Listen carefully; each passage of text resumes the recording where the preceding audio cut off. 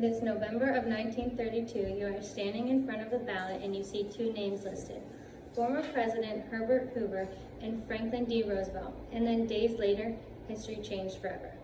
FDR is known as one of the greatest presidents of all time. From the beginning of his life to the very end, he made an impact in everything he did. Everyone knows the name Franklin D. Roosevelt, or FDR, but not many people know the change he made on the United States.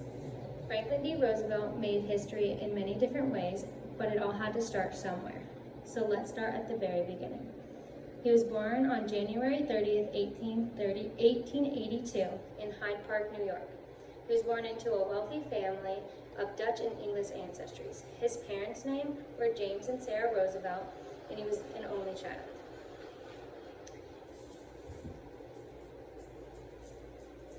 He started school late with private tutors and European tours.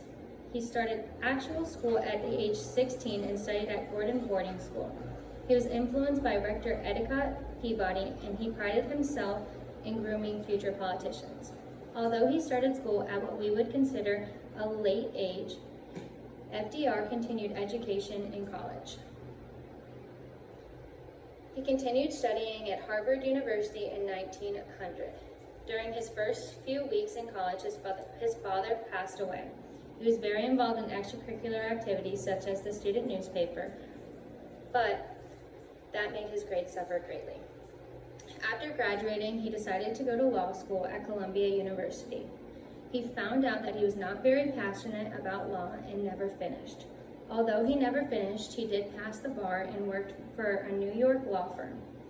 Roosevelt might have been academically driven, but he did have a few complications in his personal and love life as well. While in college, he was with a Boston heiress named Alice Silver. He did propose to her, but she rejected his proposal. Quickly after, he fell in love with his distant cousin. Eleanor Roosevelt was President Theodore Roosevelt's niece. She was defiant, serious, and intelligent. They had known each other as kids, but fell in love as young adults. There was one complication with their relationship, and his mother was not approving of their relationship. Even though she did not approve, he married her anyways on March 17, 1905. They did have 6 kids between the time of 1906 and 1916, but one of the kids died at a young age. Later, Eleanor Roosevelt found out about an affair that FDR was having. He had an affair with his mistress named Lucy Mercer. They had been seeing each other for a while in Washington and other places. Even though FDR had an entertaining personal life, he is most known for his work in the political world. His political career started off when he ran for the state senate of the Dutchess County in upstate New York. He was considered a good candidate because of his name, his family wealth, and his energy for the campaign. He ended up winning and was re-elected for a second term, but never finished out that term. The reason being, while he was in that term, he backed Woodrow Wilson's campaign for presidency. When Wilson won, he wanted FDR a part of his administration. When Wilson found a spot for him as the Assistant Secretary of the Navy, FDR gladly accepted the position. He won many supporters because he was an advocate for a big Navy.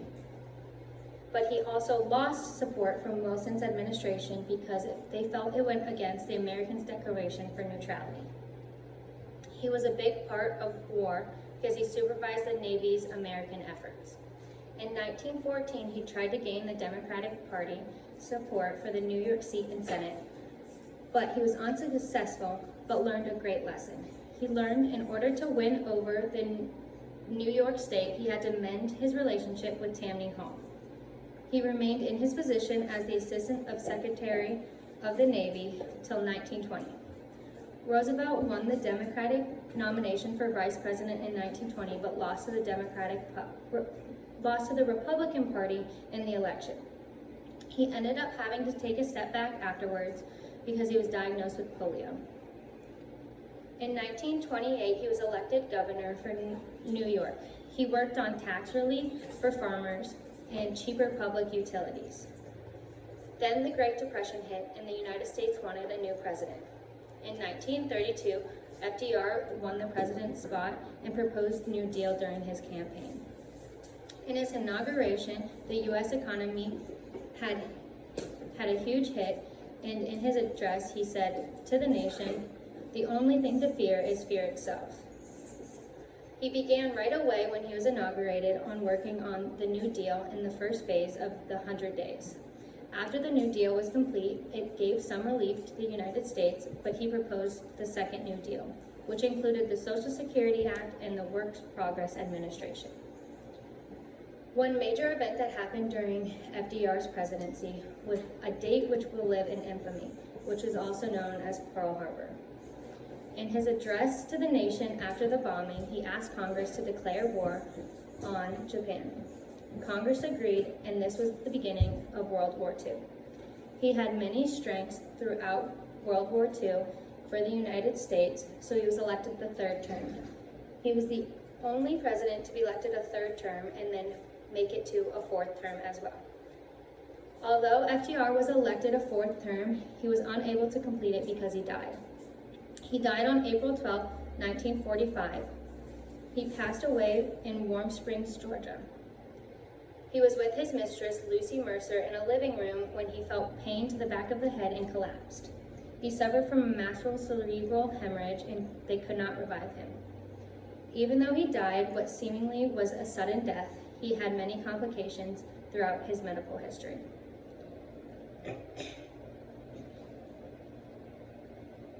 Now that you have heard about all that FDR did, you can see he made a huge impact on the United States.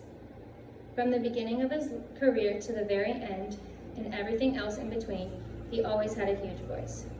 As Franklin D. Roosevelt said, "The only thing to fear is fear itself."